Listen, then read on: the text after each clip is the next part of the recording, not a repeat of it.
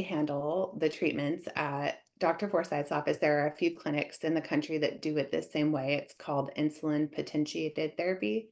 And it is, if you want to do chemotherapy, which they don't push that on you, but if you want to do chemotherapy, what they've done with the lab results is they actually went to, they take your blood and they treat it with these different types of chemotherapies and these different types of immunotherapies to see what is most efficient towards killing the cancer that lives in your body. And so I felt so comfortable with that because it wasn't like, oh, hey, you have breast cancer. And most of the time we just do tamoxifen for people who have breast cancer. So we're just going to do that.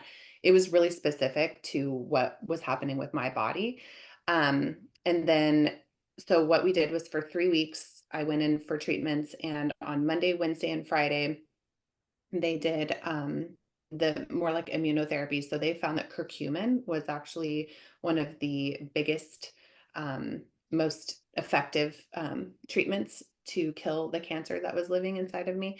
And so they did curcumin treatments on Mondays and Fridays. And then on Wednesday, they had like a B vitamin cocktail that they would do, or they would do like a C. So they had some different types of, like vitamin infusions that they would do surrounding Tuesday and Thursday, which were chemo days. And so I went in, let's see, I think this all happened. I was diagnosed the 20, yeah, so right towards the end of June, and then right after the 4th of July, I went in for these 3 weeks of treatments. So I had to get a PICC line, which by the way is miserable. I don't know if you've ever had to. Sure. No, I have not, but I have seen them and they don't look fun. No, it's absolutely the worst. And it was during COVID. And so, it was additional protocols and masks and the whole thing. And it was just all very, very daunting to go through that.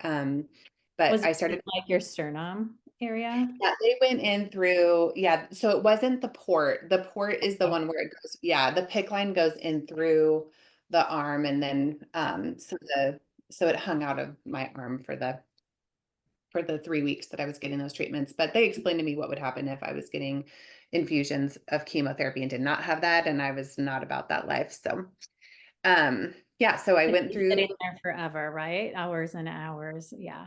Yeah, yeah. So, so on Tuesdays and Thursdays, they would have me fast, and then I would, which by the way, I followed your fasting protocol, but I am no stranger to fasting.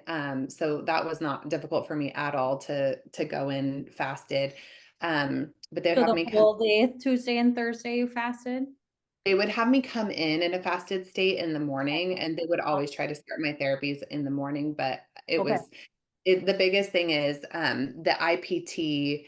They actually they give you about 10% of the dose of chemotherapy that would a traditional doctor would give you, and Okay. then they partnered that with insulin because cancer cells have 19, I believe I'm getting this correct, 19 insulin receptors on them. And so when they see insulin, they get all excited and they're Yeah, like, yeah. ooh. That makes sense. Yeah, so the idea is sort of like a Trojan horse. You send the chemotherapy in with the insulin, and then it goes straight to the cancer. Fasted so that your other cells are down regulated. Yeah, Yes.